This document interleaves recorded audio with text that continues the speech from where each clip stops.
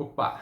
E aí, pessoal, beleza? Bem-vindos a mais um vídeo do canal Errances aqui no YouTube, um canal dedicado à literatura, política e psicanálise.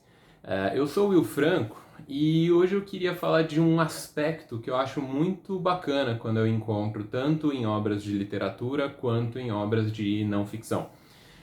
Que eu acho que a gente poderia chamar de humildade ontoétnica. Então, seja humildade ontológica, seja humildade étnica.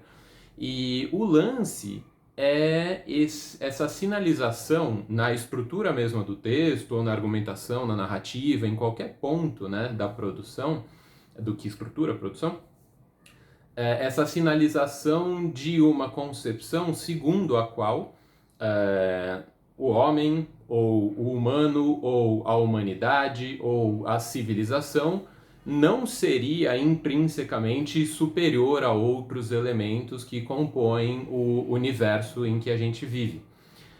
Eu acho isso bacana não como uma sinalização de pequenez. Isso eventualmente pode aparecer, eu acho engraçado quando aparece. Mas o ponto não é exatamente que o humano, ou o homem, ou a civilização, ou a cultura sejam inferiores a nada. A questão não é uma afirmação de inferioridade. A questão é não naturalizar a pressuposição de uma superioridade. Tá, então a questão é essa. E isso é o que eu acho interessante nesse contexto da humildade. Não você pressupor uma inferioridade, mas você não pressupor uma superioridade. E acho que o exemplo mais interessante que eu encontrei nos últimos tempos no contexto da literatura é esse livro aqui, do qual eu ainda não fiz um vídeo específico. O livro chama Piquenique na Estrada e ele é de autoria de uma dupla, que é o Arkady e o Boris Strugatsky. Então são pessoas da Rússia soviética, e esse livro é um livro publicado no período, né, da União Soviética, ainda em 1972. Ele passou por problemas por conta da censura, né, do governo soviético, mas eventualmente foi publicado. E é um livro muito interessante, assim, de ficção científica. Ele tem um clima meio no ar, o protagonista tem uma coisa meio decadente, então um clima que lembra em alguma medida o Blade Runner, do ponto de vista do clima mesmo, né? Não da narrativa, a narrativa não tem meio nada a ver. Mas o lance que eu acho massa, que eu queria contar pra vocês, a questão não é tanto a trama básica, então vou situar só pra gente poder acompanhar o ponto principal. A trama básica tem uma região do mundo, que não é a única, a gente vai descobrindo ao longo da narrativa, mas o foco inteiro está em uma, que é a região dessa cidade que chama Harmont, ou Harmont, não sei. E essa cidade, que vou chamar de Harmont aqui, a Harmont é uma cidade que foi muito transformada pela passagem de uma expedição alienígena. Então, em algum momento no passado, não muito recente, estacionou ali um troço vindo de algum outro lugar do universo, claramente não uma obra humana, e aí o troço ficou ali um tempo e depois foi embora. E o lance é que aquela região onde aquele troço ficou é profundamente transformada, então muitas das leis da física não se aplicam ali, e algumas interações elas são muito peculiares, podem até parecer sobrenaturais, assim, porque elas realmente não funcionam de acordo com a maneira como a gente decodificou a natureza. Então tem necessidades muito peculiares para as pessoas que eventualmente se aventuram a entrar naquela região. É uma região muito perigosa, né? Porque é isso, as pessoas se dissolvem, as pessoas não conseguem mais, elas são soterradas por uma pressão gigantesca, ou, né, sei lá, acontecem coisas meio macabras assim. E aí aquela região é isolada, obviamente, mas os humanos no entorno vão encontrando maneiras de entrar ali para tentar retirar coisas que eventualmente possam ser sistematicamente estudadas para ver se a humanidade consegue se apropriar daquilo do ponto de vista tecnológico, né? Se isso serve à indústria, se isso serve à saúde, se isso serve de alguma maneira. Então eles vão lá, recolhem uns troços e eventualmente saem. E aí, a questão é que o protagonista é um cara que faz contrabando de coisas que ele retira dali. Então, é um cara que ele foi treinado, né, para reconhecer as condições de navegação. Então, ele conseguiu entrar e sair vivo mais de uma vez. ele reconhece os perigos, ele consegue navegar e tal, mas ele faz isso de maneira extraoficial, então ele contrabandeia coisas dali. E aí ele acaba envolvido numa trama essas tramas meio hollywoodianas, assim, né? Os caras precisam de um negócio e aí os caras do governo chamam o contrabandista porque no duro o contrabandista é melhor do que os caras oficiais, porque ele faz as coisas, né, de maneira muito ágil e ele usa equipamentos precários e ainda assim ele consegue entrar e sair. Então eles chamam o cara para fazer um trampo e ele acaba metido em toda uma intriga ali, né? Então ele fica em apuros muito loucos, vamos dizer assim, né? Que nem as traduções as dublagens, né, de título de filme no Brasil. Então ele se mete em apuros muito loucos e tal. E a questão é uma necessidade que ele vai desenvolvendo de entender o que é aquilo ali. Porque por muito tempo ele entrou e saiu e vendeu coisas e tocou a vida desse jeito, né? Era um cara fazendo a vida. E aí ele entra numa necessidade de entender a coisa. Aí o centro, né, da narrativa, pelo menos até onde ela me interessa e onde ela interessa ao tema de que a gente está tratando nesse vídeo, é uma conversa que ele tem com um cientista, um cara que é um pioneiro, né, na investigação sobre as motivações e as razões para aquele troço ter acontecido, né, para aquilo ter acontecido. E aí entra a parte que eu acho fantástica, assim, do livro. O livro é legal, no geral, vale a pena ler. Mas o ponto é essa cena em que tá lá o cara, né, enfim, um cientista que faz pesquisa financiada pelo governo e tal. E aí aos poucos eles vão bebendo juntos e conversando e tal. De cara o cientista não quer contar nada, porque vai contar para um contrabandista e tal. Mas aí aos poucos ele vai entrando no jogo e chega uma hora que ele conta a teoria dele.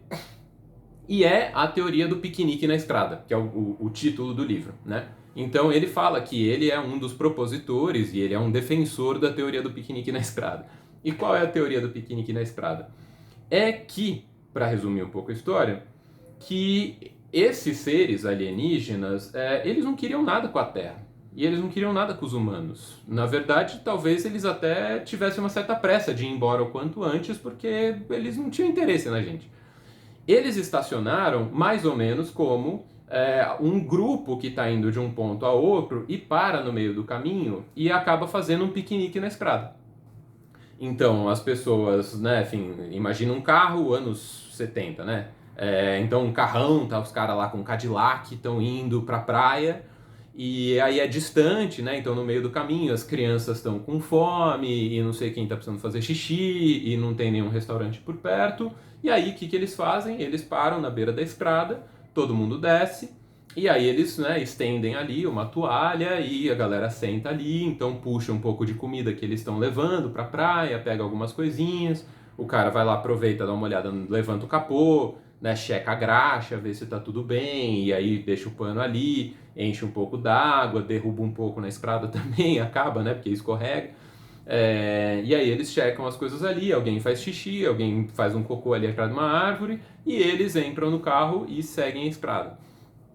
A teoria que o cara defende é essa, que aquela região teria sido não exatamente atacada, nem exatamente colonizada, nem teria sido palco de uma investigação dos alienígenas para descobrir como eles fazem para dominar o planeta.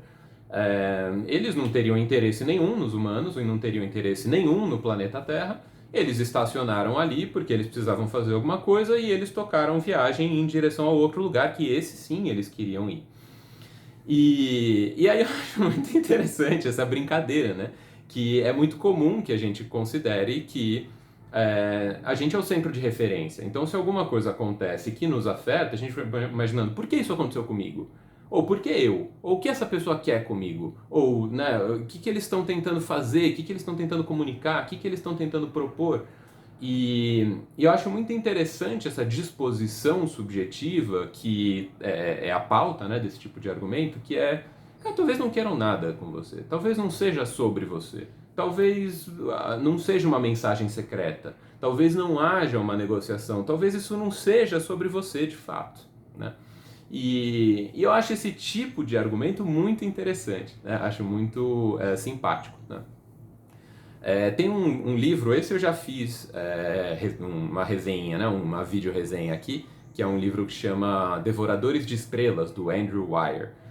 E no Devoradores de Estrelas tem um cientista que é um cara meio fracassado também, não sei o quê, mas ele teria proposto uma teoria que vai nessa mesma linha. Ele teria proposto que tem um problema na forma como a NASA e outras agências espaciais procuram vida fora da Terra, que é a gente tomar a maneira como a gente conhece vida no planeta Terra como sendo a única forma de vida.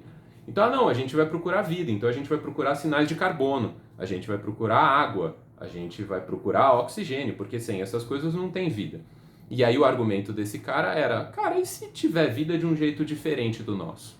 E se a gente encontrar um planeta onde os seres sejam feitos não à base de carbono e oxigênio, mas à base de tungstênio?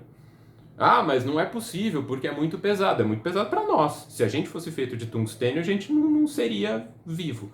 Mas talvez num outro planeta, em outras circunstâncias, isso seja possível, né?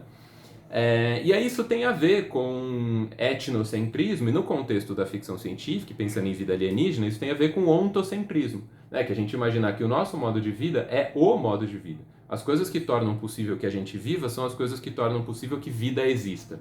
E não necessariamente, aí que tá. Esse é o tipo de argumento, né? Que eu acho muito simpático.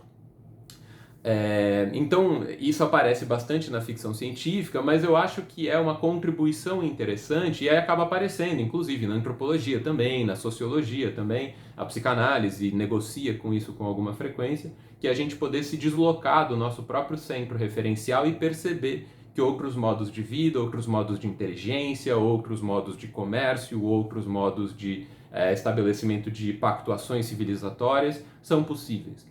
Né? E esse tipo de descentramento dos nossos marcos referenciais, ele é um tanto desafiador, e aí daí vem essa minha ideia, que isso exige um tanto de humildade, mas sendo factível, né, sendo possível sustentar essa postura, eu acho que isso promove um tipo de abertura para reconhecer a pluralidade, o aspecto multifário da maneira como o universo funciona e a vida vive, e as pessoas são pessoas, e os modos de pensar são modos de pensar, e as éticas são éticas, no plural, inclusive. Então eu acho interessante esse tipo de proposta e eu fico muito contente quando isso aparece em obras com as quais eu posso travar contato. E um dos aspectos, uma das manifestações mais curiosas e mais instigantes que eu encontrei nos últimos tempos foi justamente esse livro dos colegas Strugatsky. Eu agora não lembro, eu acho que eles são irmãos, mas dos Strugatsky, o Arkady e o Boris, que é o Piquenique na Estrada. Então é isso, né? Talvez um encontro com a gente seja um piquenique, né? Um encontro casual, e a gente não é exatamente a finalidade de tudo que nos afeta. E às vezes a gente é muito afetado e a gente fica, nossa, por que isso aconteceu comigo? E pode ser por acaso. Né? Isso é um pouco demandante do ponto de vista narcísico, né? Para usar um jargão psicanalítico, mas eu acho muito produtivo, né? Do ponto de vista de como a gente se relaciona com aquilo que não é nosso e que não é nós, e que não funciona como a gente está habituado. Então fica aí o comentário e o convite para vocês para lerem o Piquenique na Estrada ou para se abrirem para esse tipo de disposição que convida a tal da humildade ontoetnológica. Tá bom? É isso, gente. Um abraço e até a próxima.